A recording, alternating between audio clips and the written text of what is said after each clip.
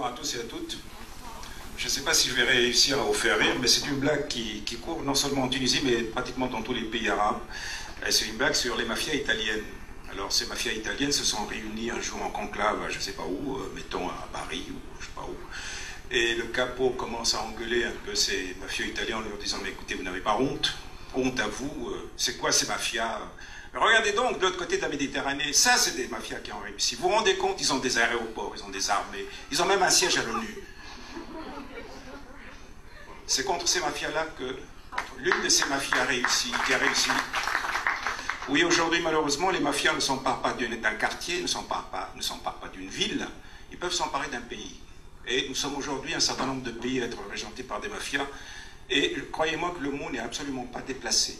Ce sont des mafias, c'est-à-dire qu'ils ont des comportements de mafieux, des pratiques de mafieux, des politiques de mafieux et, bien entendu, l'ensemble de tout ce qui va avec, à savoir les méthodes. Taoufir Ben Brik a été victime d'une méthode mafieuse qui a été expérimentée sur plus d'un opposant. Il y a aujourd'hui des hommes et des femmes de très grande qualité qui se font tabasser physiquement par des armoires à glace.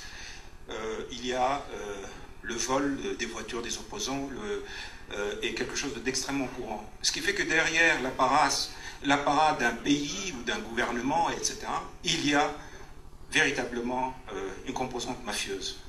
Si vous voulez, le régime en Tunisie, je ne vais pas prendre la parole très longtemps, mais pour le comprendre, il faut imaginer un peu des pelures d'oignons. Moi, j'appelle ça le système des 3 P. À l'extérieur, il y a le P de la politique, du parti unique. Puis ensuite, la deuxième couche, c'est le P de la police. Mais le noyau, le véritable noyau, c'est le P de la pègre. Le noyau de la pègre. Et c'est contre ça que Taoufir s'est soulevé. Et aujourd'hui, il paye un très lourd tribut au fait qu'il a appelé le dictateur mafieux, le parrain, et le fait qu'il ait appelé un dictateur de série B. Je suis bien content qu'aujourd'hui on parle et on discute dans ce genre d'endroit, effectivement, où on chante et on danse. Parce qu'il faut sortir du misérabilisme qui va actuellement avec toutes les histoires pour les prisonniers politiques. Taoufir Ben Brik n'est pas misérabiliste, n'est pas misérable, il n'a jamais accepté le misérabilisme. Ce n'est pas une victime, c'est un combattant tombé dans les mains de l'ennemi.